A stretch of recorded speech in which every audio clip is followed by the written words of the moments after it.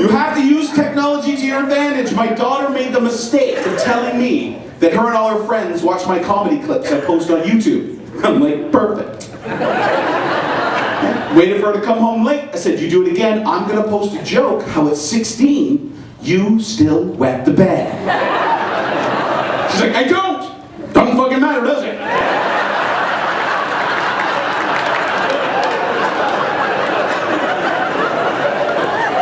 I'm just saying, be creative. You're hockey parents. You're hockey parents. If your kid's not behaving, take him to the rink and say, oh, forgot your cup at home. Good luck.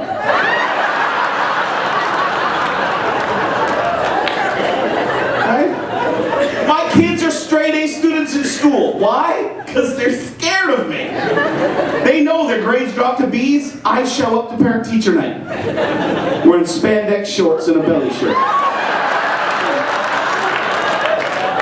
They know I'm serious. There's a picture of it on the fridge.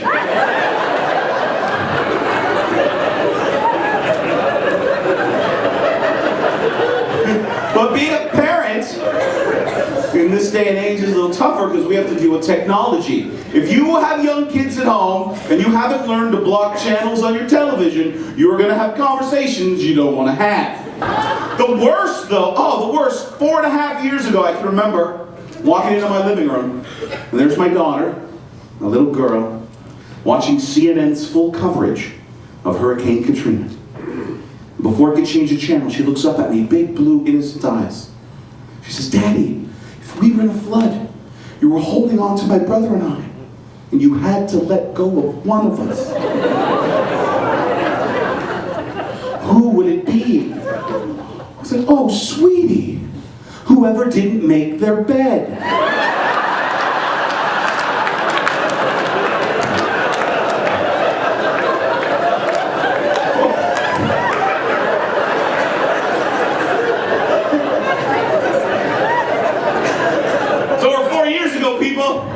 Last fall, big rainstorm, I caught her messing up her brother's sheets. You didn't pay attention. But she went out and bought herself a belt buckle, about this big, LCD screen. Scrolled a message. I'd never seen them. When she first bought it, it said, I'm a princess. Aww. But my job is to protect her, so she went to sleep, I changed the message. She didn't notice when she went to school. He said, don't be fooled, I have a penis.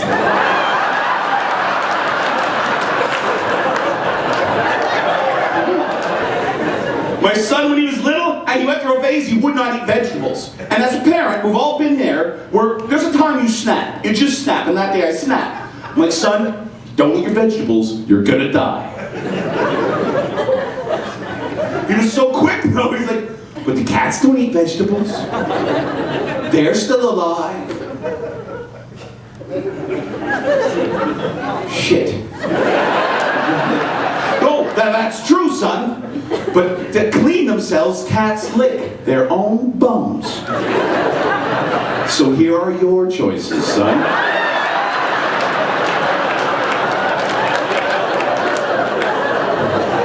Oh, still doesn't eat vegetables, but man, is he flexible.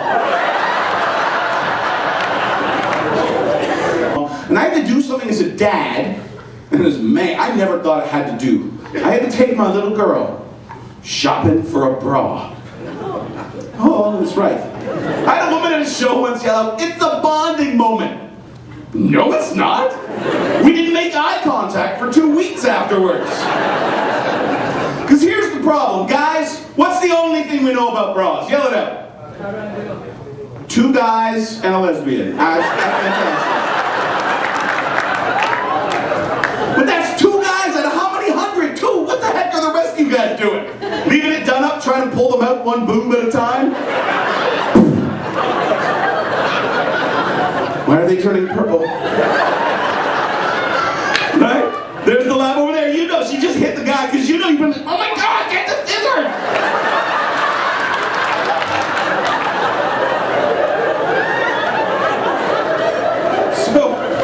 So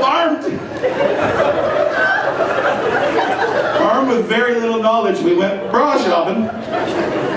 We're in a mall, and we walked by aisle of Senza, and I understand they do bras and stuff there. But there's a lot of colors and frilly things. And I panicked. And so we ran to Walmart. I didn't know. And you're standing there in front of this wall of bras. She's like, what do you think, Daddy? I think I'm in hell. But then I remember the one thing I know.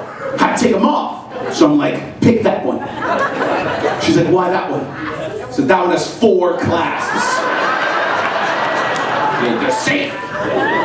But here's the problem. I was taking my little girl shopping for shoes.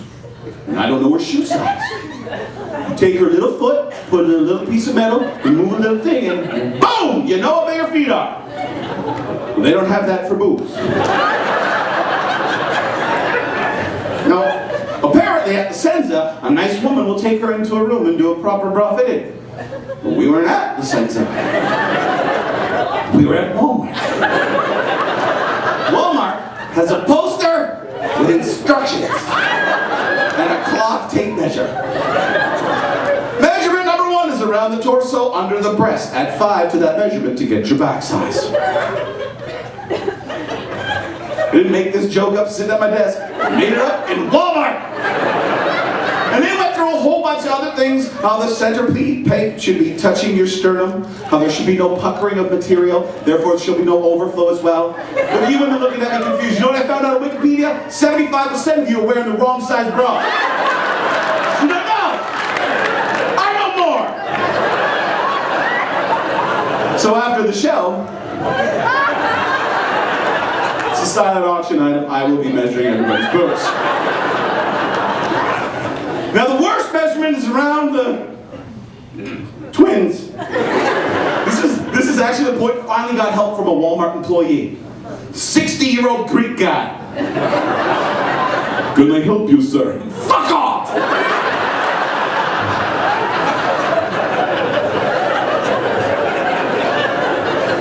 So they do the measurement. Then I'm on the cup thing, working out the cup sizes, right? Because every inch is a cup, right? Everybody's got that? 1 inch a cup. And I'm looking. Largest cup size listed on the Walmart chart in Milton, Ontario. Double J. Look at the look, I know. You're like, oh my God, you'd never walk upright. You'd just be like this. With Swiffer sheets on the bottom, right?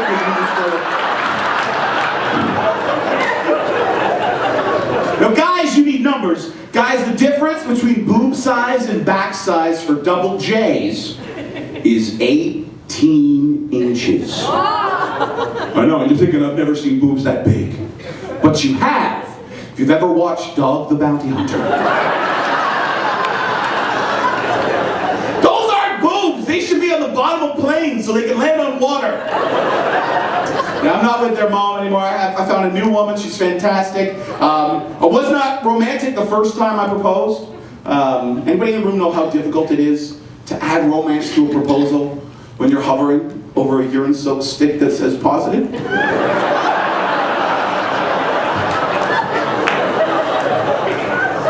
My wife is fantastic. She's a wonderful person. But let me tell you, the second time around, you're a little more cautious.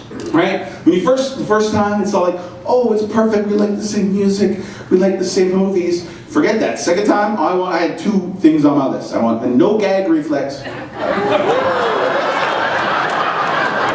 And the second thing will make you very uncomfortable. A woman who could talk dirty. There she is. Atta girl. And it's difficult. There's 2 very important parts to talking dirty, ladies. 2 very important. 1, you need to have the attitude. 2nd, the vocabulary. They must go together. Okay, my ex-wife, she had the attitude, but not the vocabulary. Makes it creepy. There's nothing sexy when a woman looks at you and goes, I want your wiener.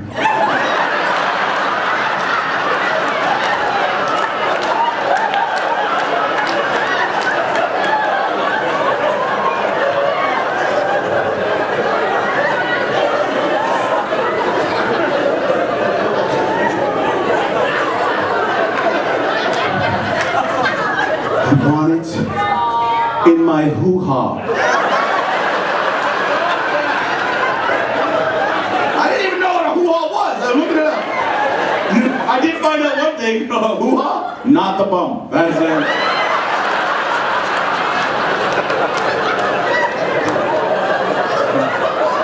Now, a friend of mine who, she is fantastic. She's giving birth. She's ready to give birth, right? She's pregnant. And she's like, Jason, I got to okay, you have kids. Do you have any advice for a woman about to give birth? And I was like, yes. Because I've been in the room. And the one very important thing I will tell you is when the nurse comes in and asks you, do you want an enema? You say yes! Don't think about it, say yes! And she's like, oh, I don't know. An enema's embarrassing. Really? You know what's more embarrassing? Pooping on your baby.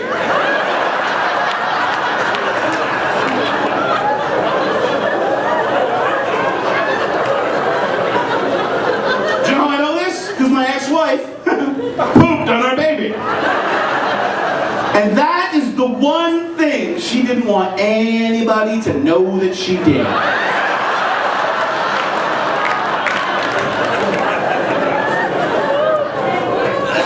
That's right, now young fellas out there, something happens embarrassing to your wife, your girlfriend, or your spouse, write it down.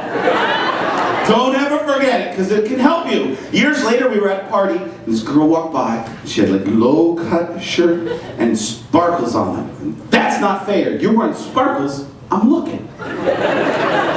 My ex is pissed. She's like, oh my God, you were staring at her tits. I'm like, oh my God, you shit on her son.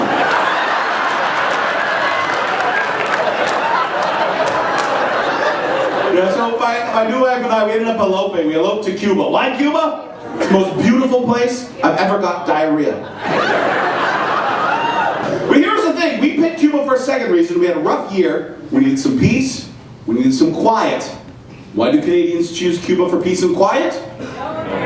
No Americans! Our trip got screwed up though. So we had 12 very rude, very ignorant people standing in line at the buffet. There's 20 people behind me. This woman walks in, walks right in front of me, cuts me off. We finally make eye contact. She gives me one of these. She goes, all right, I get it. Parlez-vous français? She's like, ah oui! I'm like, I fucking knew it!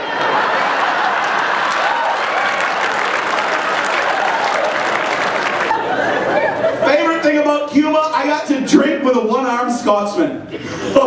We didn't even know for 2 days. No, we knew he was Scottish, there's no missing that. But his prosthetic arm looked so real. And we were so drunk. Like, day 2, we're sitting around the pool, I tell the joke, he laughs, his arm falls off. I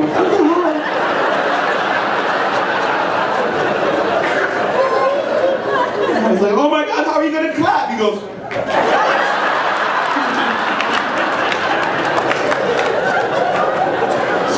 so the next day in Cuba, we get to go on an adventure tour. Our one-armed Scottish man, he's with us on the tour, and we get on the catamaran in the morning, we head out to El Rancho del Delfino. That's right, we're going to swim with the dolphins. If you get a chance to do it, you should. It's a beautiful experience. It's even better with a one-armed Scotsman. Because you got to understand, we were drinking at 8 o'clock in the morning. We were hammered by the time we get there. They divide us up into 2 groups. My good buddy and I, we're in group number 1. We get in the water, I look over, I'm like, why are you wearing your shirt? He goes, oh, hey, Jason, hold on to this. Unhooks his arm, hands it to me under the water, like...